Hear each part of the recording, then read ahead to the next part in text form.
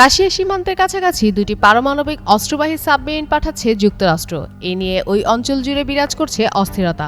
তবে কি যে কোনো সময় যুদ্ধে জড়িয়ে যেতে পারে পারমাণবিক শক্তিধর এই দুই দেশ? এমনটাই প্রশ্ন উঠছে বিশ্লেষকদের মাঝে।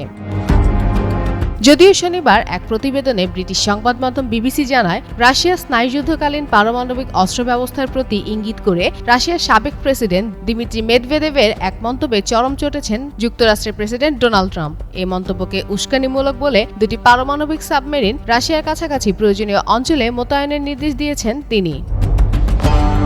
এর আগে শনিবার নিজের সামাজিক যোগাযোগ মাধ্যম ট্রুথ সোশ্যালে পোস্ট দিয়ে ট্রাম্প বলেন, এ সপ্তাহে মেদভেদেভের খুবই উস্কানিমূলক মন্তব্যের পরিপ্রেক্ষিতে দুটি সাবমেরিন অবস্থান পরিবর্তন করা হচ্ছে। এর ঠিক একদিন আগেই রাশিয়ার সাবেক প্রেসিডেন্ট মেদভেদেভ যুক্তরাষ্ট্রকে সতর্ক করে বলেন, কল্পিত ডেড হ্যান্ড কতটা বিপজ্জনক হতে পারে সে বিষয়ে ট্রাম্পের সতর্ক থাকা উচিত। ডেড হ্যান্ড এমন এক সক্রিয় প্রতিশোধমূলক পারমাণবিক অস্ত্র ব্যবস্থা যা ৮০ দশকে সোভিয়েত ইউনিয়ন গড়ে তোলে।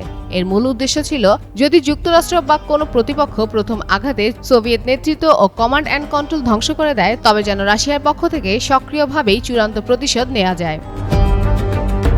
আর এতেই চটেছেন ট্রাম্প। ট্রুথ সোশ্যালে জানিয়ে দেন রাশিয়ার দিকে পারমাণবিক সাবমেরিনের অবস্থানের নির্দেশনার কথা। সেখানে ট্রাম্প আরও লেখেন, বোকামিপূর্ণ ও উত্তেজক ওইসব মন্তব্য এর চেয়েও বেশি কিছু। শব্দগুলো খুবই গুরুত্বপূর্ণ এবং প্রায়ই অপ্রত্যাশিত পরিণতির দিকে নিয়ে যেতে পারে। এটি এমন ঘটনাগুলোর একটিও হবে না বলে আশা প্রকাশ করছেন মার্কিন প্রেসিডেন্ট।